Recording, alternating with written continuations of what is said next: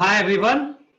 So let's get started. So first, the homework is out. The homework is available on Canvas, and you have little more than a week to submit it.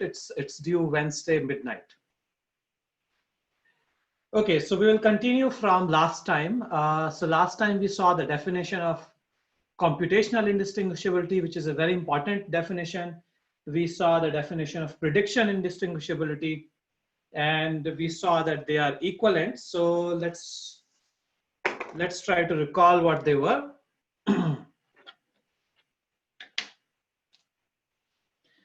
So computational indistinguishability,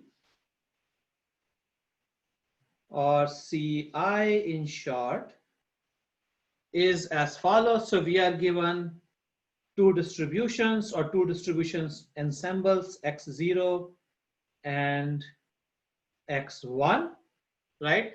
And we say that they are computationally indistinguishable if for every PPT adversary or algorithm A, the probability that A outputs 0 when given a sample from x0 minus the probability that A outputs 0 if given a sample from x1. So this probability is very close, almost the same, negligible in n, right?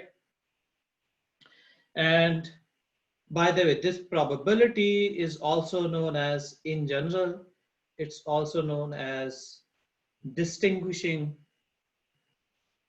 advantage with respect to x0 and x1, with respect to x0 and x1, and we will also denote it by epsilon. Epsilon may or may not be negligible. If it is negligible, then we say that these two distribution ensembles are computationally indistinguishable. But in general, we can talk about distinguishing advantage even for distributions which are not computationally indistinguishable. And then we sort of had a different definition, which is the prediction indistinguishability, which some people might find more natural. And in prediction indistinguishability, you are given a sample either from x0 or x1, and you have to predict where it came from. And we want this prediction probability to be as close to half as possible.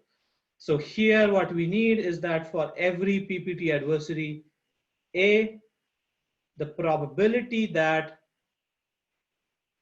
A is presented as sample and A has to guess the bit B, where B is generated at random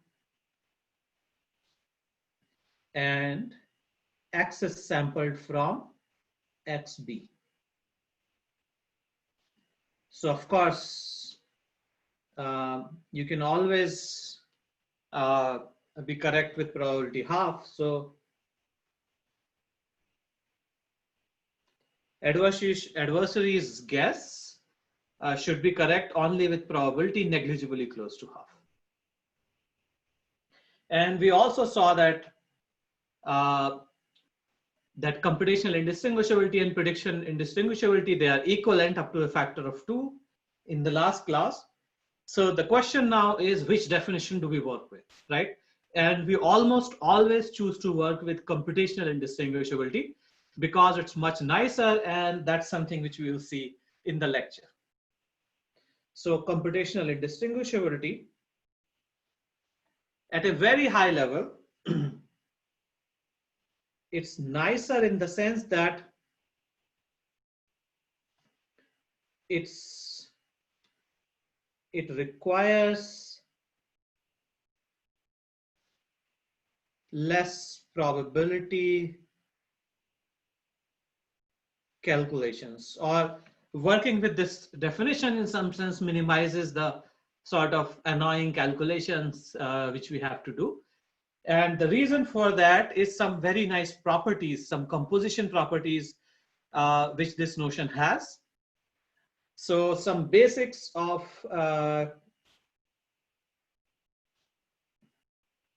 computational indistinguishability.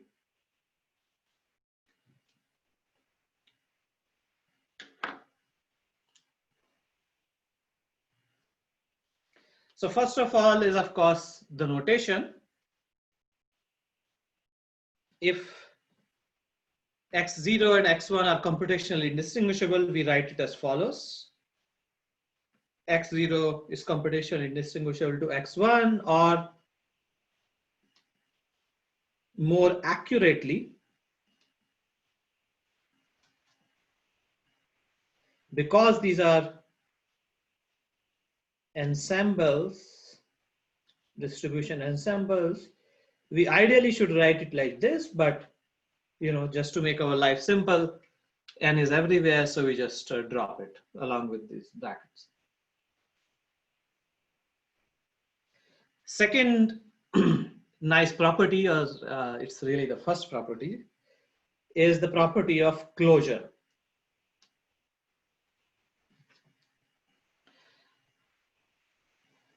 For every PPT,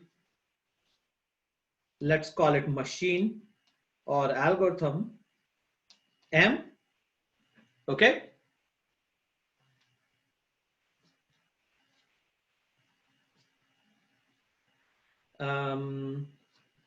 Let me rephrase it.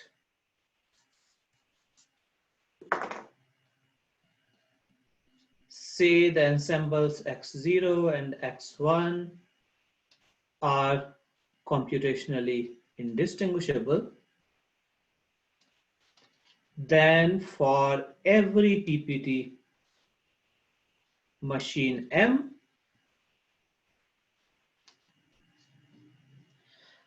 so now we can define a new distribution.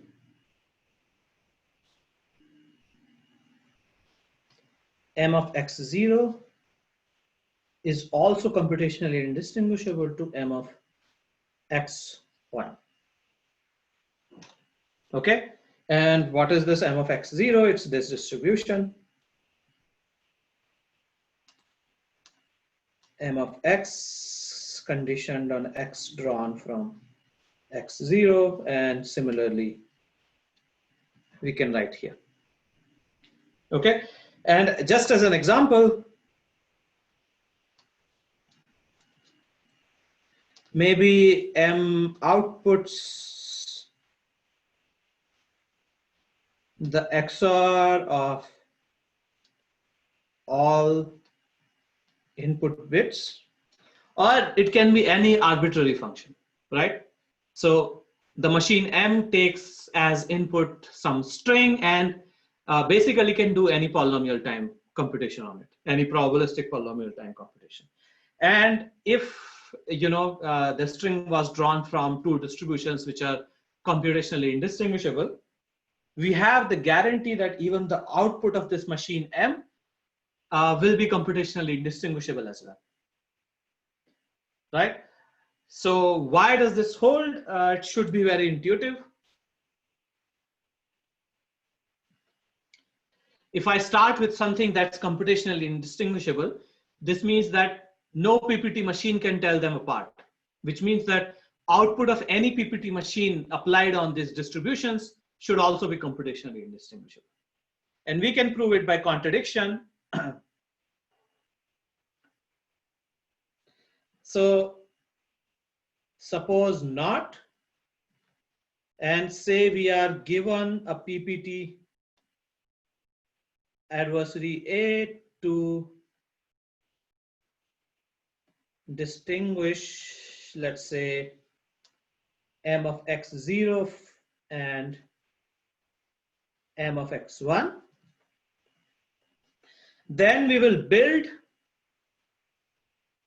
another PPT adversary, build PPT adversary B,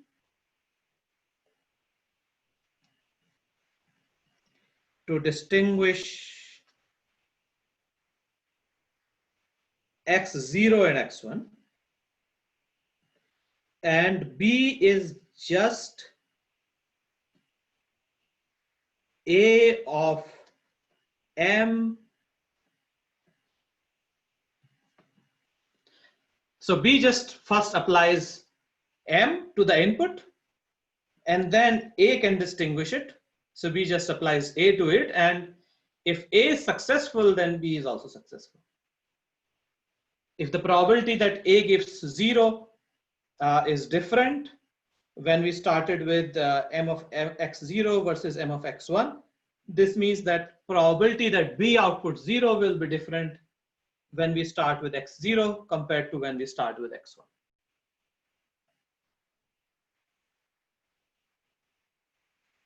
So even in identical distributions, right? I have samples from identical distributions. I can do any operation on these samples. The result will still be identical. So similarly here, for computational indistinguishability, you can do any polynomial time operation on the samples, and computational indistinguishability will be preserved.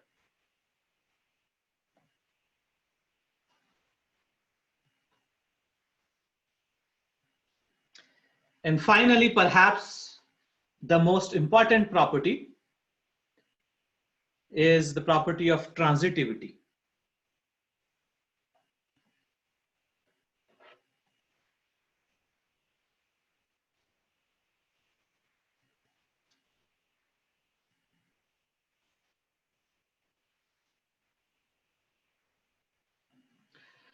So consider three distributions, X, Y, and Z. So say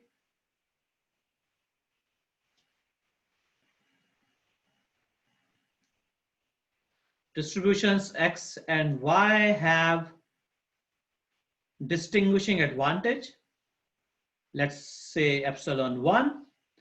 Then let's say Y and Z have distinguishing advantage epsilon 2.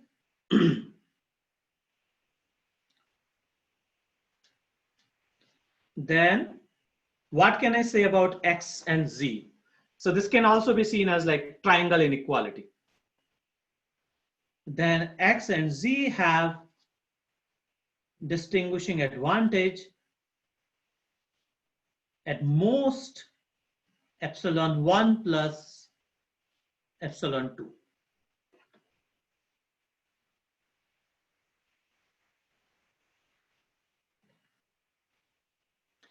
Okay.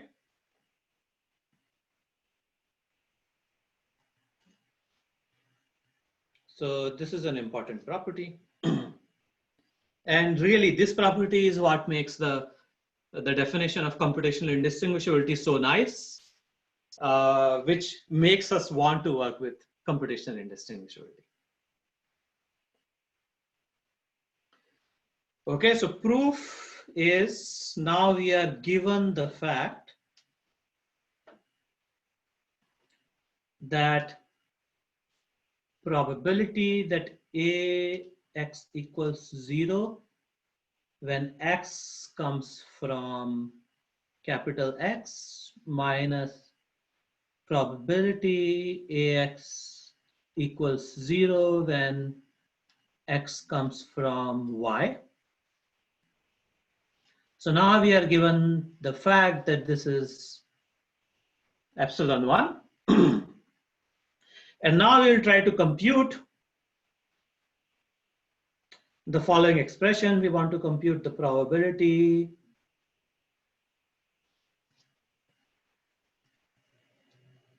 of, again, X is coming from capital X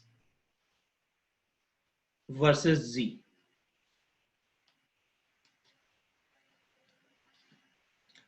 X is coming from Z, right? So this is what we are interested in computing, and we want to show that this is at most epsilon 1 plus epsilon 2, right? Now we will look at this expression. And we will try to substitute this its value from this equation.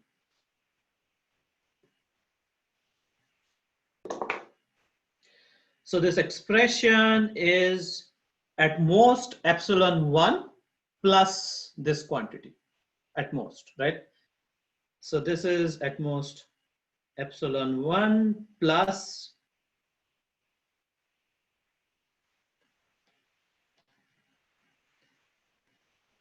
probability AX equals 0 when X comes from Y. Okay, and minus again AX equals 0, X comes from Z. And now what is this quantity? This is given to us. This is just epsilon2 at max. This is epsilon1 plus epsilon2. And by the way, epsilon1 and epsilon2 are positive quantities. So in the end, we have this inequality. Shouldn't you need some more casework here for the absolute value? That like because you're inside the absolute value, replacing the probability AX equals 0, X comes from X, with the maximum value for it does not actually guarantee the maximum value for the entire absolute value.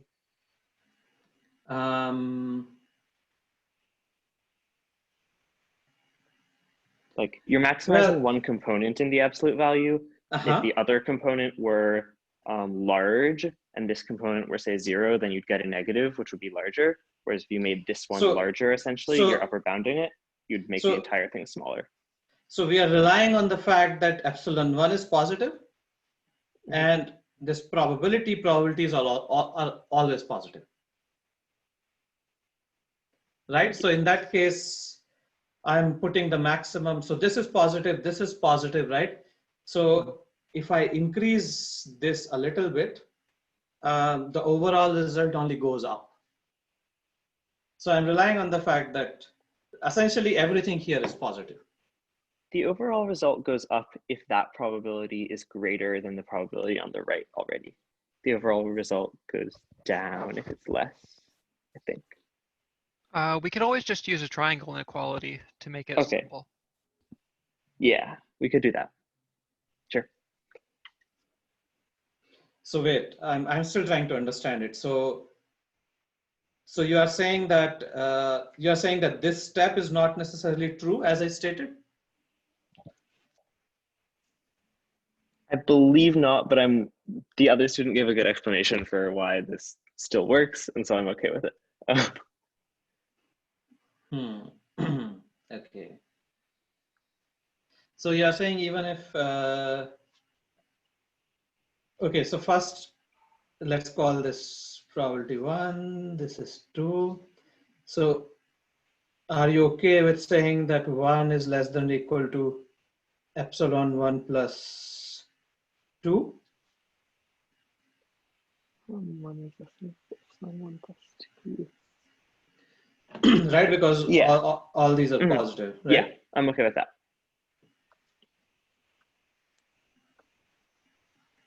So then what is the problem with taking this and substituting it with this?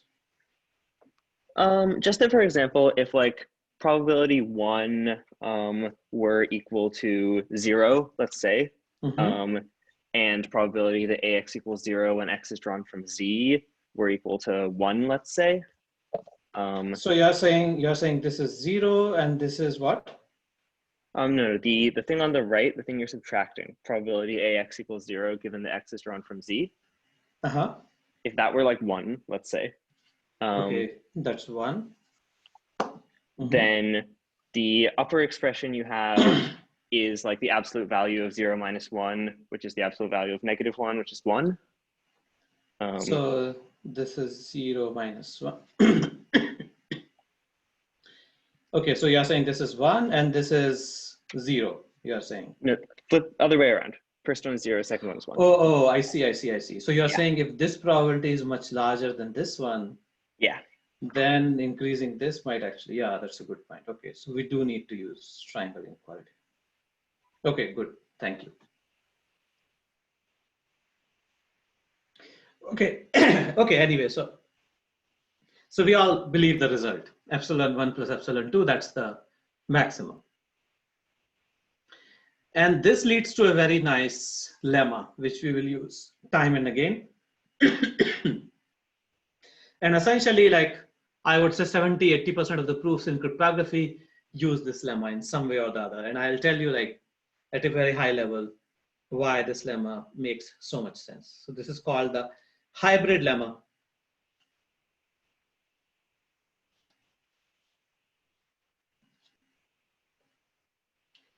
And hybrid lemma is just a generalization of this transitivity property. So suppose we have, let's say, m distributions. So suppose x1 to xm be distribution ensembles, and say there exists some adversary A which distinguishes x1 and xm with advantage, let's call the advantage epsilon. So essentially what I'm saying is that the distinguishing advantage between x1 and xm is, let's say, epsilon. I think there are a few questions. Let me take a pause. Okay, good. Then what can I say between, what can I say about the distinguishing advantage between, let's say, xi and xi plus 1? So then it implies that then there exists some I such that the distinguishing advantage of or with respect to xi and xi plus 1 is at least epsilon divided by m.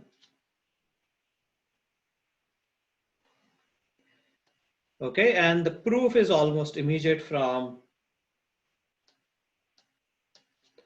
the transitivity property.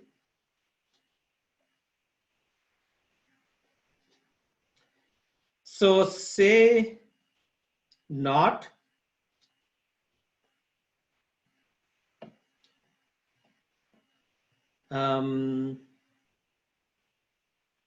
say for all I, distinguishing advantage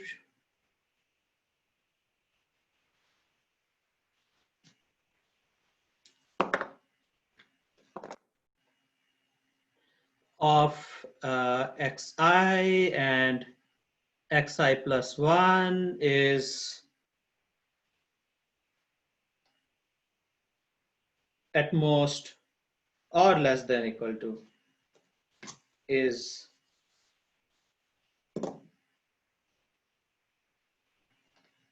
less than epsilon by m. Then can we compute the distinguishing advantage between xi and x1 and xm? Then distinguishing advantage between x1 and xm is at most m minus 1 times epsilon divided by m. Okay, and this is from the transitivity property. I sum the distinguishing advantage between x1 and x2, x2 and x3, x3 and x4, and so on. And I know that none of them is more than epsilon by m. So their sum cannot be more than this m minus 1 times epsilon by m, which is less than epsilon. And that's a contradiction. Okay, any questions?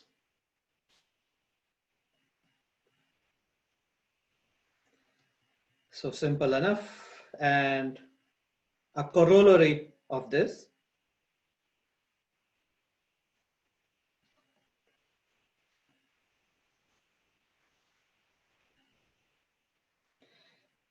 corollary says, suppose M is poly of n. So we are not taking exponential number of distributions.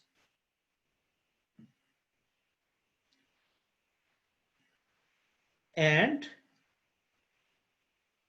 for all I, xi and xi plus 1 are computationally indistinguishable, then x1 and xm are also computationally indistinguishable. Okay? And the proof is just the distinguishing advantage between x1 and xm is at most m minus 1 times negligible in n, which is still negligible.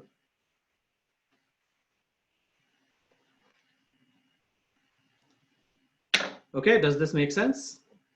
Any questions?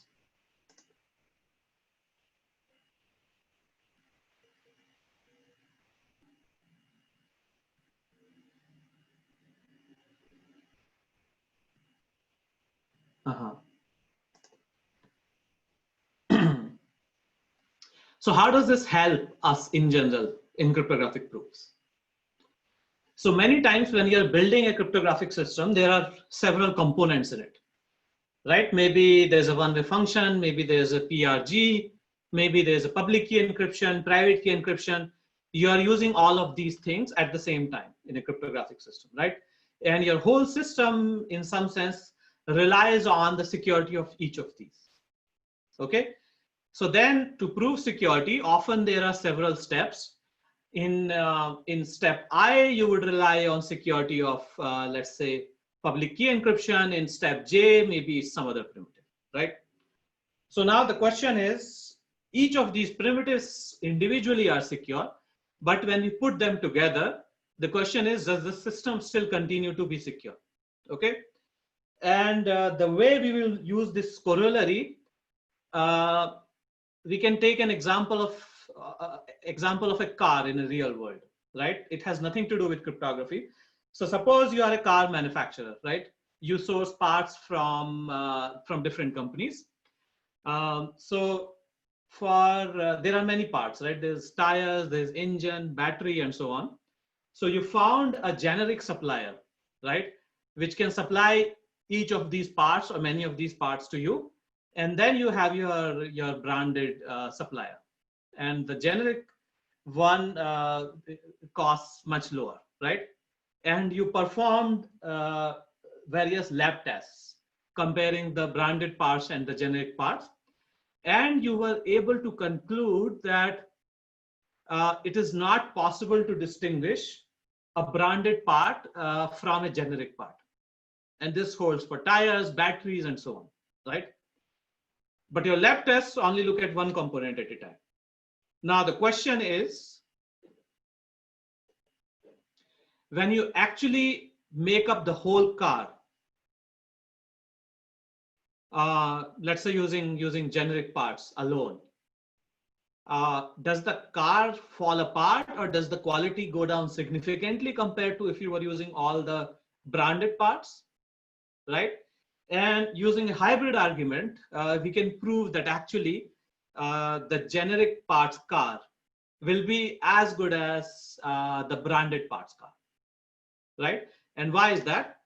The way you would prove it is, so generic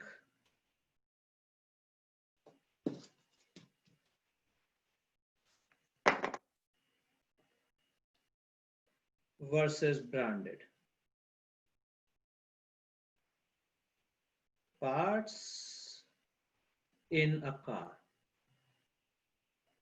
Okay, I'm giving you the fact that for each part, generic and branded versions are indistinguishable. Okay, Now you build the whole car using either generic parts or branded parts, and you have to prove that these two different cars are also indistinguishable. And how can we do that? What we will do is we will consider a series of intermediate cars. Okay, so you start with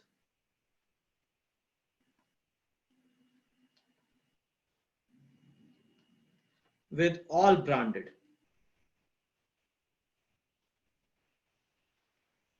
Okay, and then change one part at a time. Okay, and now you see how the car behaves. If now you can distinguish the car between step I and step I plus 1, then that gives you a lab test just to distinguish the part which you just replaced from generic and branded. Okay, and assuming that there is no such test, then we have an overall guarantee in the end that generic and branded parts in a car, these two cars will be indistinguishable. And we will try to mimic a similar strategy in cryptographic proof. Any questions so far? Does this analogy make sense? So are you saying something like if we have a composition of functions and at each step they are indistinguishable, then the final thing will be indistinguishable? Yeah, correct.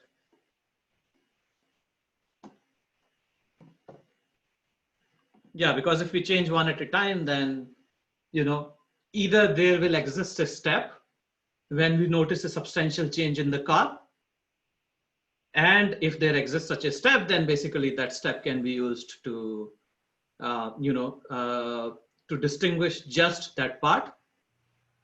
Or if such a step doesn't exist, then basically your whole car is good. Thank you. Thank you very much. So this also holds only when we are doing poly number of part replacements, right?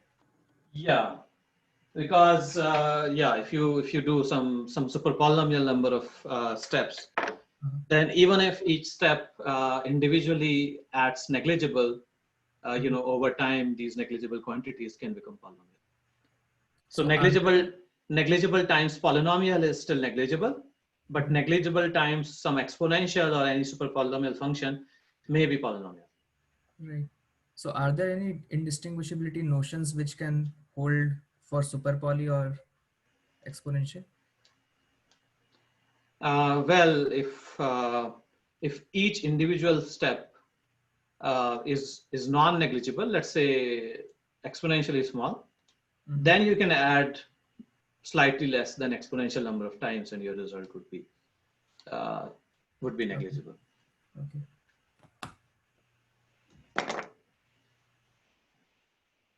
Okay, so now let's have an exercise. Let's do an exercise just for fun, to try to make use of hybrid arguments, and we will try to prove something very useful.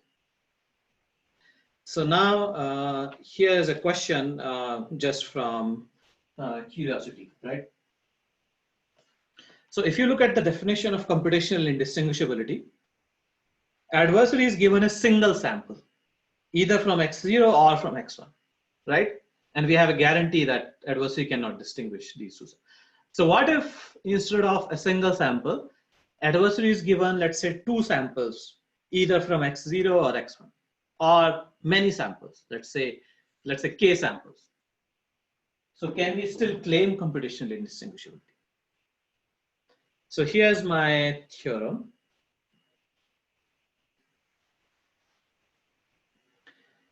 So suppose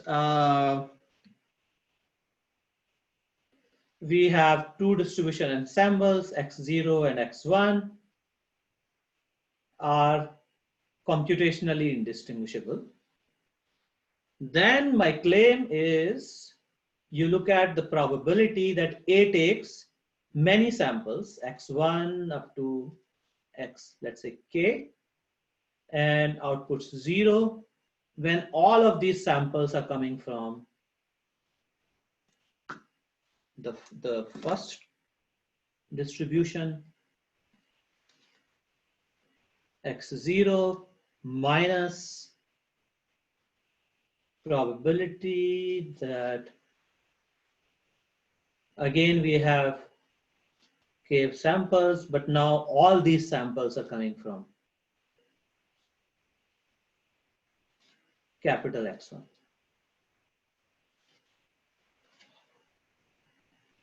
And now my claim is that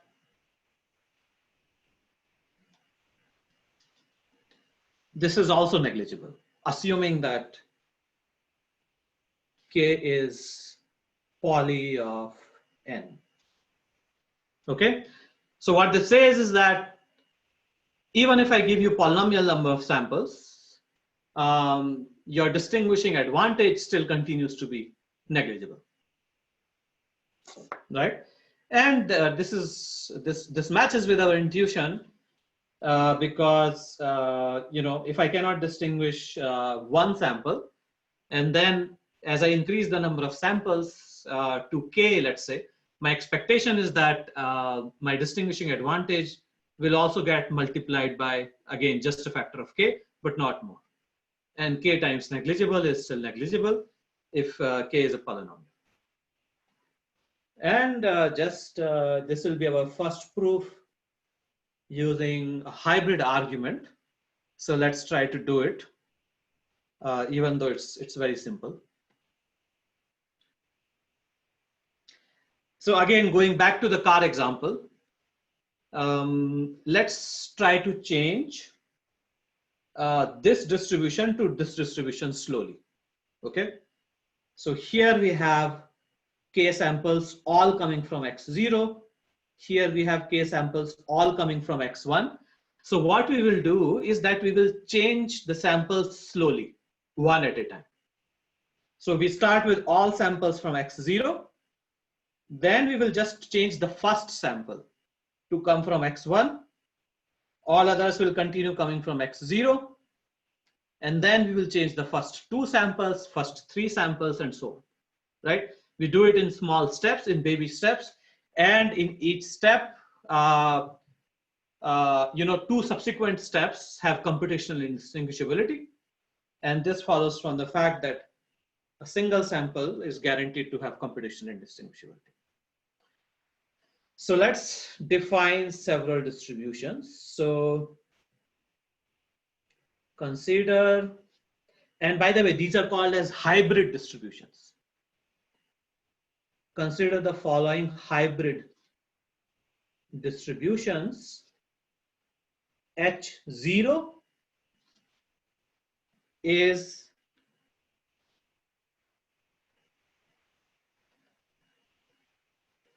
all the samples come from x0.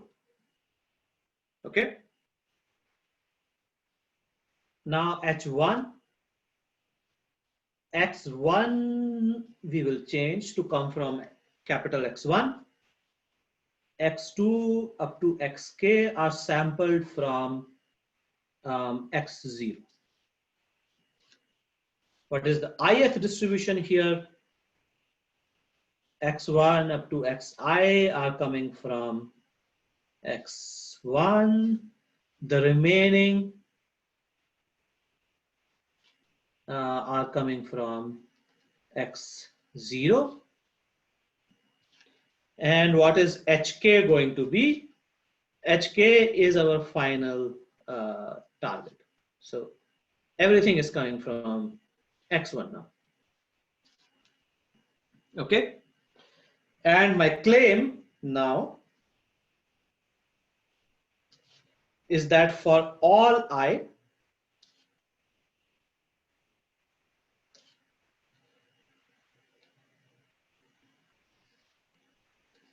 probability of A giving, A again takes x1 to xk, giving 0, x1 to xk sampled as in hi, and I compare it with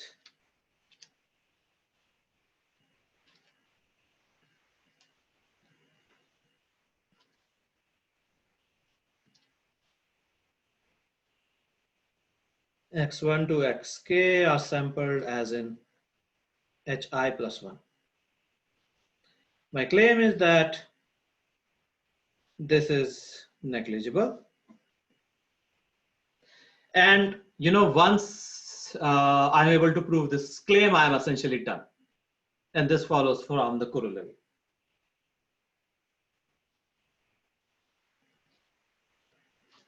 So what is the proof of this claim? And by the way, in short, I can also write, just to make my life simple, hi is computationally indistinguishable from hi plus 1.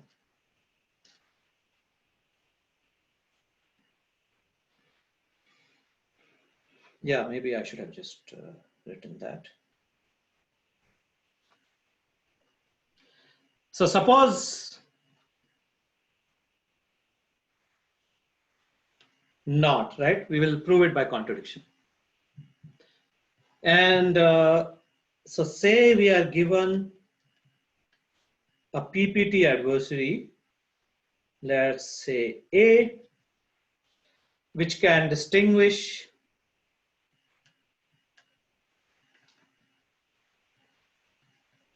hi and hi plus 1. Okay, with noticeable advantage. Now we will build another PPT adversary B. Okay.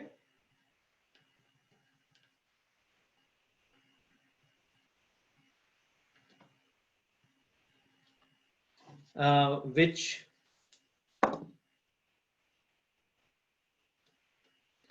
takes X as input.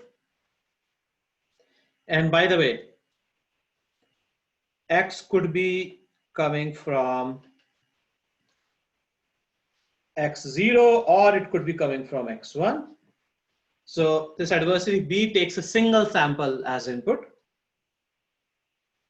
and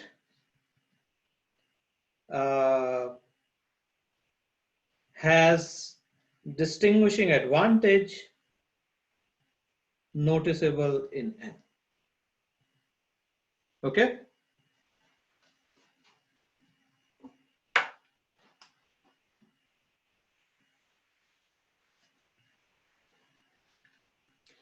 So any ideas on how we can try to build this adversary B?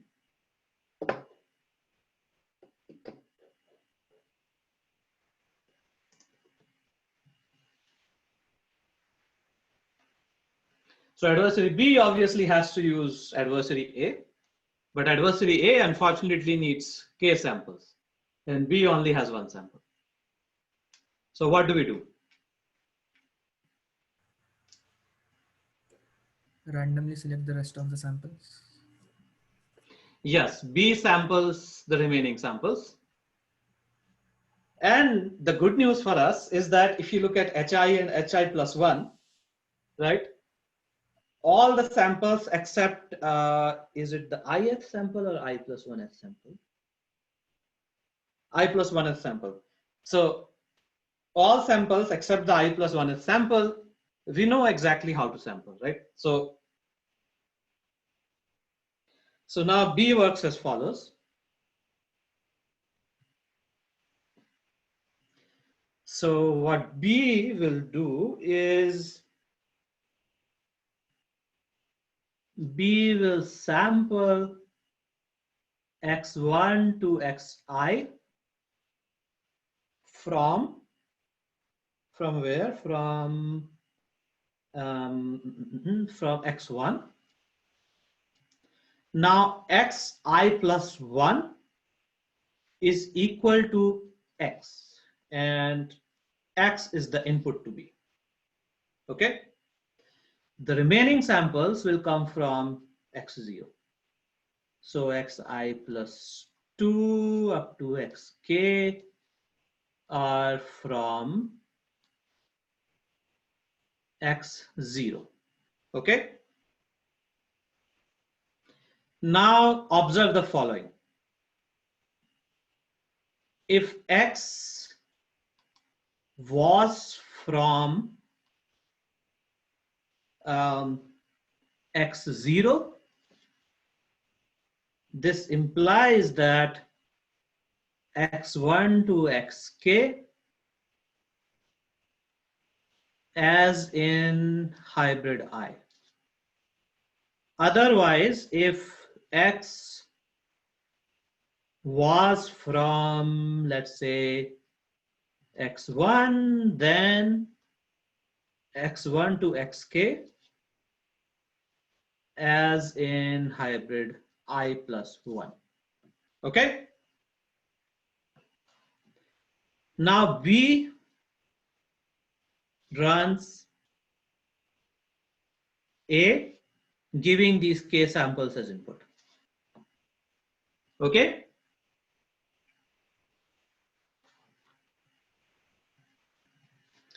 If probability of B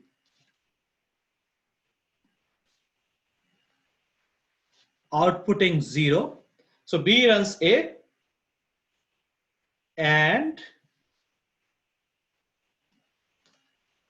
outputs whatever A outputs. Okay, and now we have to argue that that the probability of B outputting, probability of probability of B outputting 0 is different if X was coming from X0 versus X1. So if probability of A outputting 0 is different in hybrid HI and HI plus 1, and by different I mean noticeably different, then the probability of B outputting 0 is also different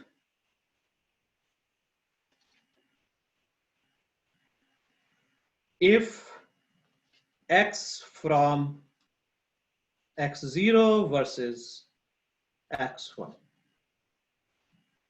Okay, and this is basically the end. Now we are done.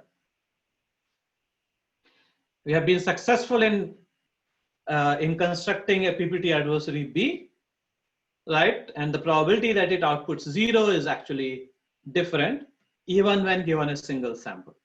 And this violates the computational indistinguishability of X0 and X1, which was our starting assumption.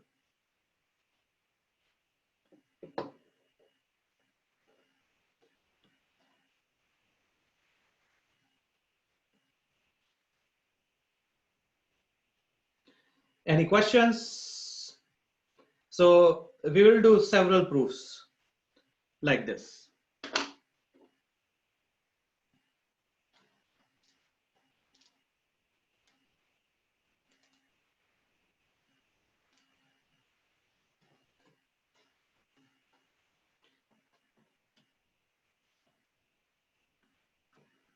So in general, many times you are looking at distributions which might look very different.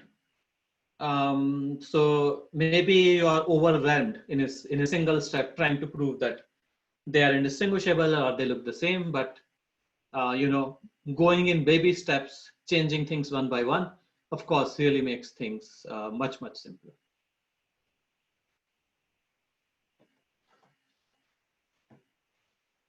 So now we are ready to come back to pseudo-random generators, which is what really inspired all of this discussion, and we will see a very simple construction of pseudo-random generators.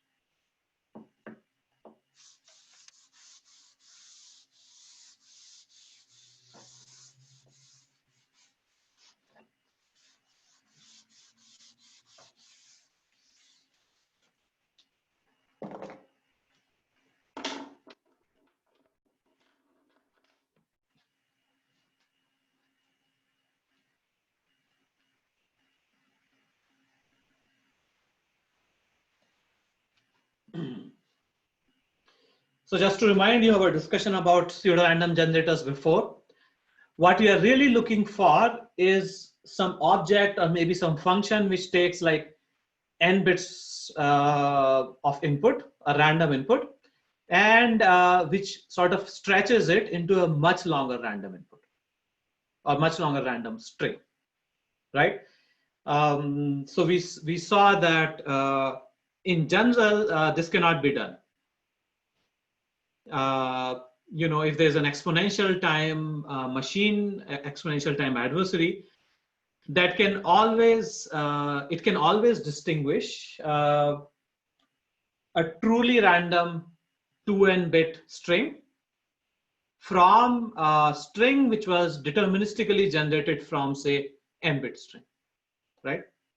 But our hope is that, you know, because we live in a world which is hopefully polynomial time, this will not stop us from constructing pseudorandom generators. So let's try to define pseudorandom generators. The definition is very intuitive. So first of all, it's deterministic. And then second, it takes a small random string and converts it into a large random string. A pseudorandom generator is, we are looking at a deterministic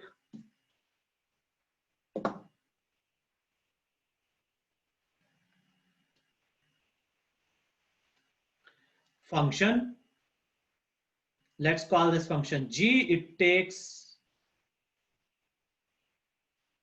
some string n, and by the way, this is also called as a seed of a PRG, and gives you a longer output. Let's call this L of n.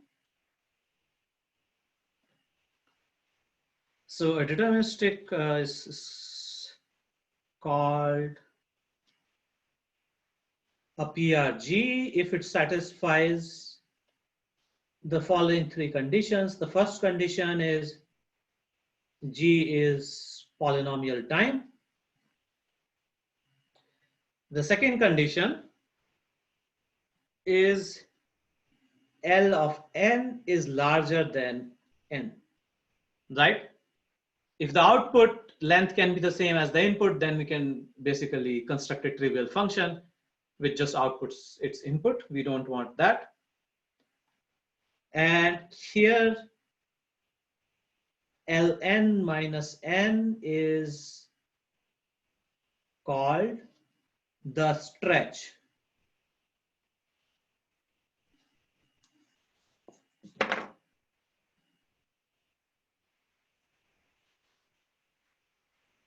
The stretch of our PRGG. And finally, what is the last condition? It's, of course, the most interesting condition. We want that the output of G should look indistinguishable from a uniform output. Okay? And normally, maybe we'll need to write like a long definition in terms of probabilities. But now, looking at computational indistinguishability, this should be very easy for us to express mathematically. So what we want is G of x, where x is sampled at random from 0, 1 to the power n. This distribution is computationally indistinguishable from a uniform distribution on Ln bits.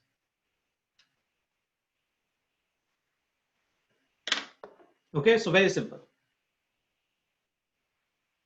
This is the distribution which is generated when you sample x at random and then compute g of x. So here observe that we only need to generate n bits at random.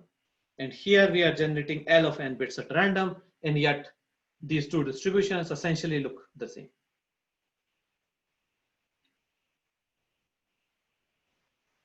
So now let's try to construct pseudo-random generators. And it's a very simple construction. We will use hardcore predicates and we will use one-way functions, or rather one-way permutations. So recall hardcore predicates.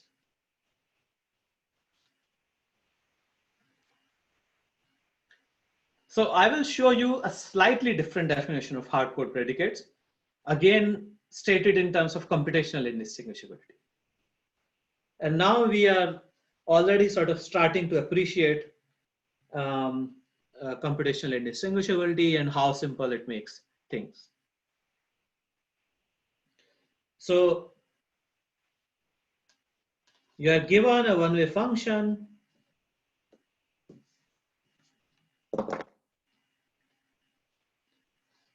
f, which let's say takes some n-bit input and gives some output.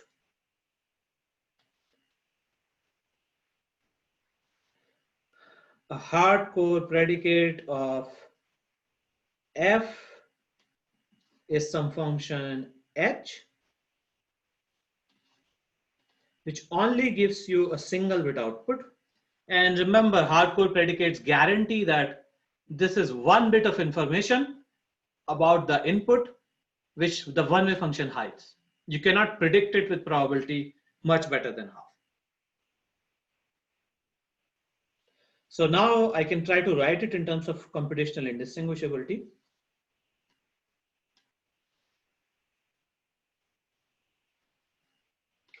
You choose your random input, and this is computationally indistinguishable from f of x, uniform distribution on a single bit.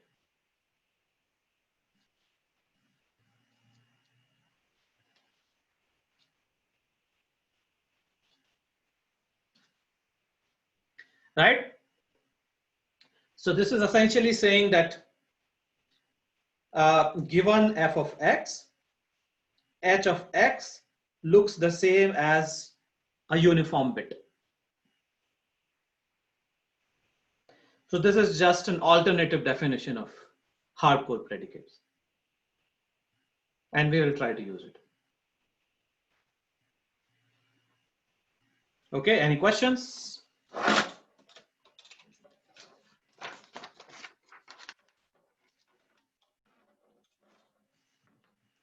So now let's try to have a simple construction for pseudo-random generators.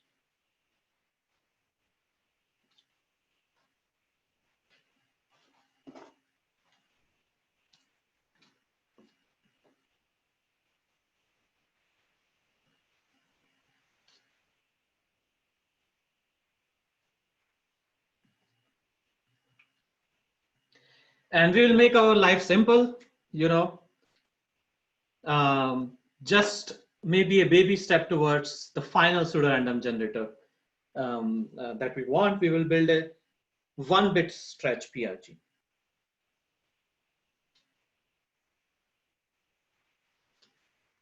So we will build a pseudo-random generator which takes n bits and gives you an n plus 1 bits output.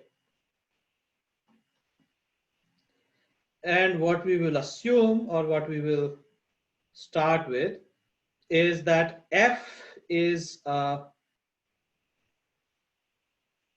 one-way permutation, not a function.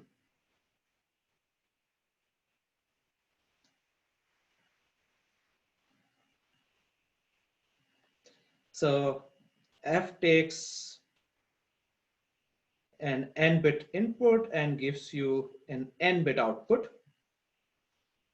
And what is a one-way permutation? Basically, it takes the whole domain, and the range is sort of a permutation of the domain. So there are no collisions. The domain and the range have are the same function, are the same sets, and so on. And H is a hardcore predicate of F. And our construction is very simple. So we will define the function g. It takes some seed as input, and this is defined to be f of s concatenation h of s. Okay, and that's it. So why does this look like a good PRG? So this is obviously uniform, and this follows from this, essentially the definition of hardcore predicates. You know, given the output of the one-way function, hardcore predicate is supposed to look uniform. And now my claim is that this is also uniform.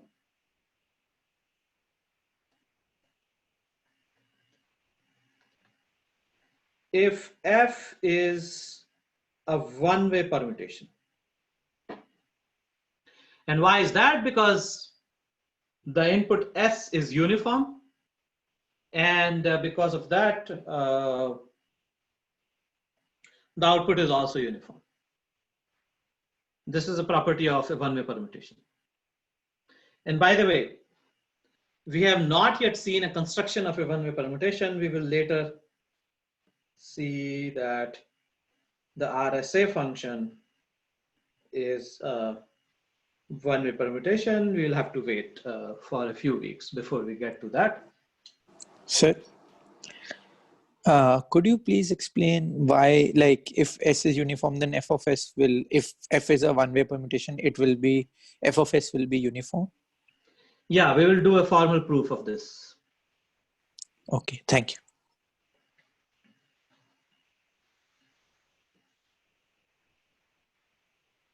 But essentially, the intuition is that a permutation preserves the whole entropy of the input. Anyway, we'll get to it.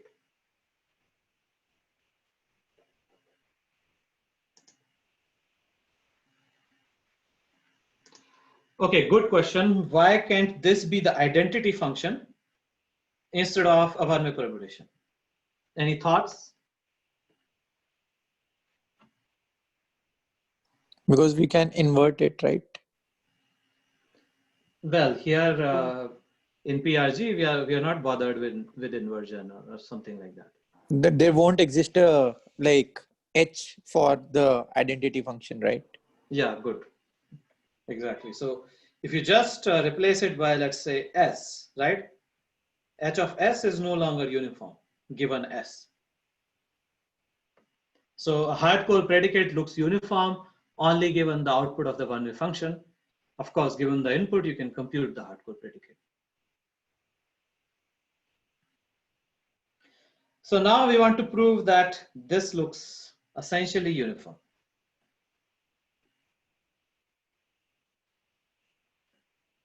And we will do the proof using a hybrid argument.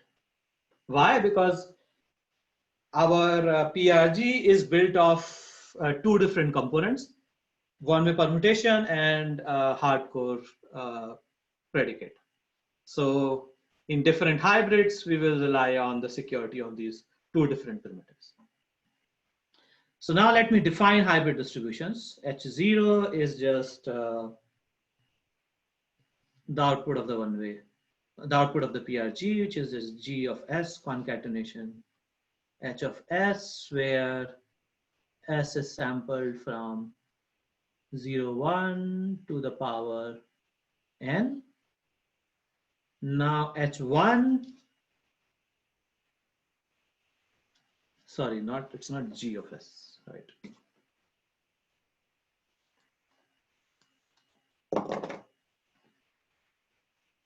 F of S. F of S concatenation U1.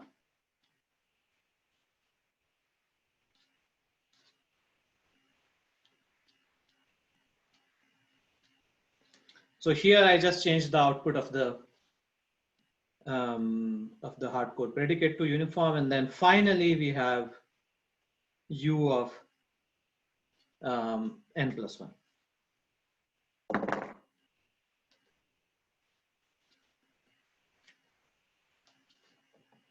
Okay, and our goal is to prove that the distribution H0 is computationally indistinguishable from the distribution H2.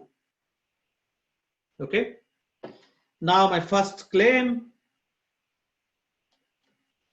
is that H0 is computationally indistinguishable from H1. Proof, you just need to look at the hardcore predicate definition. Okay, so what we need, it's exactly what this definition of hardcore predicate gives you. So it's like identical.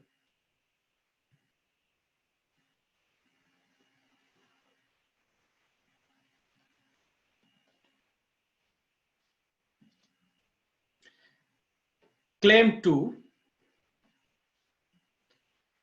we will try to prove that in fact we will not use computational indistinguishability here. H1 and H2 are in fact identical. Okay, so H1 is identical to H2. So no crypto involved here. And this will just follow from the fact that F is a one-way permutation.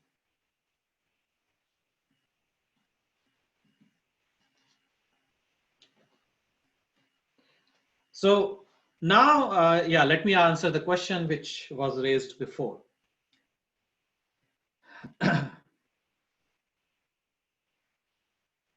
For any, let's say, x in 0, 1 to the power n,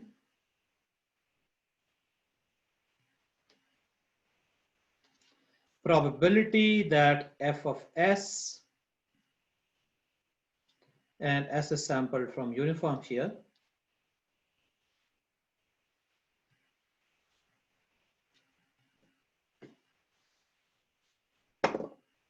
f of s equals this s, this x, s is sampled from uniform. So my claim is this is 1 by 2 to the power n.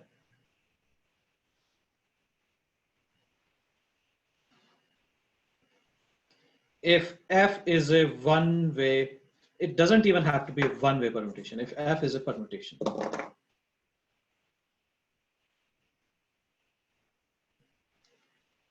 And for that, we will just consider these two sets, 2 to the power n strings, 2 to the power n strings.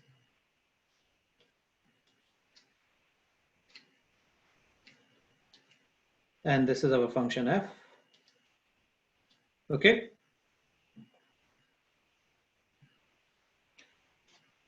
So what is the probability of f of s equals x?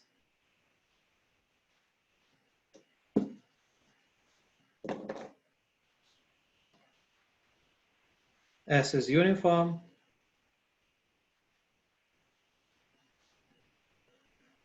Is the same as the probability that S equals F inverse of X.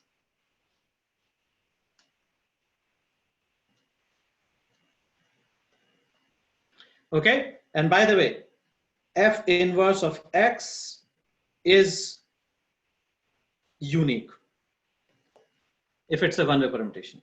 That's literally the definition of a one-to-one function.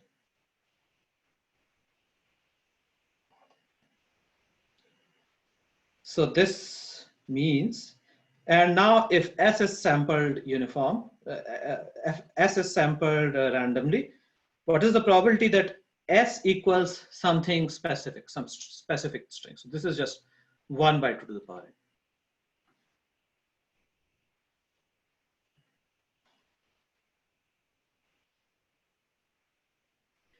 Okay, any questions? And by the way, this is not the proof. This is just maybe let's call it a claim within the proof. But I mean, this claim essentially completes the picture.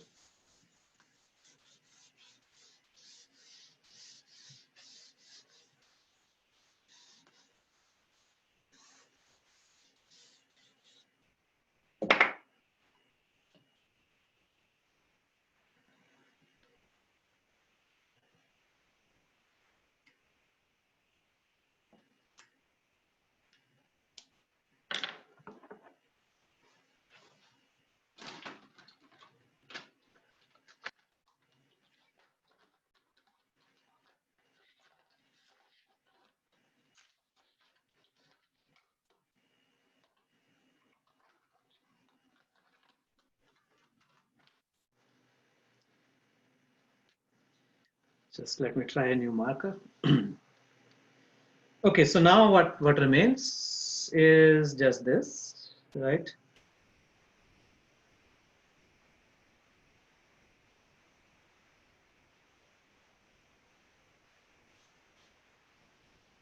Now we are looking at the probability that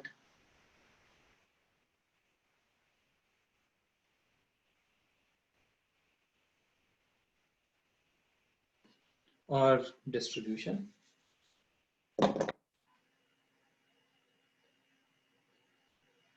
Okay, let's look at the probability. Okay, so for any x in this set 0, 1 to the power n, probability that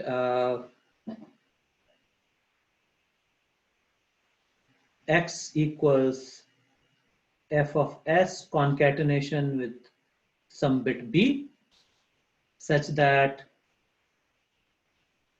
s is sampled uniformly from 0, 1 to the power n, and b comes from u1. So this probability is equal to the probability that, and by the way, so b is sampled independent of s, okay, which means that I can write it as follows: x1 to n equals f of s, assuming that s is sampled from 0, 1 to the power n, times the probability that xn plus 1 equals b, where b is sampled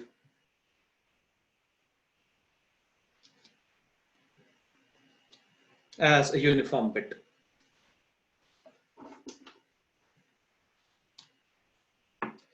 So these are the first n bits of x. So this is something we have already calculated. So this is just 1 by 2 to the power n times this is half. X is fixed in advance. So this is just 1 by 2 to the power n plus 1, and hence, which implies that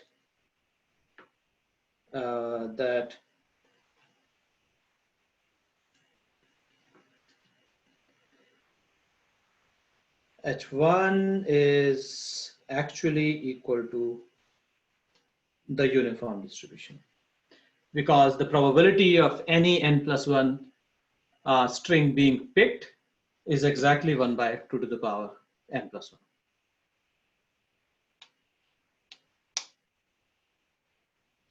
And this is the end of our proof.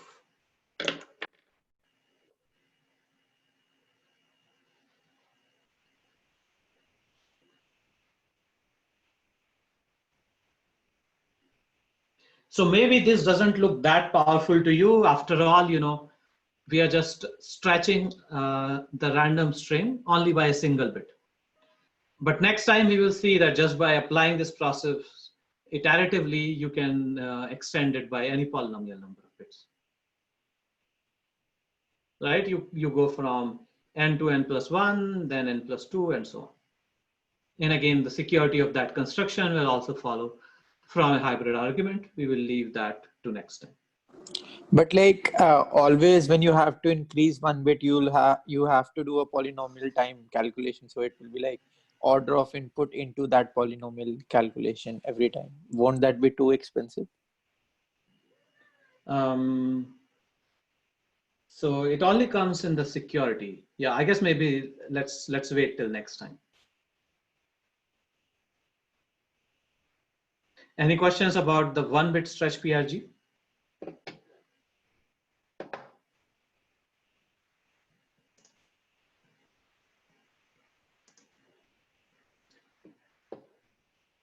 Okay, then I guess, and the homework is out. We will stop here.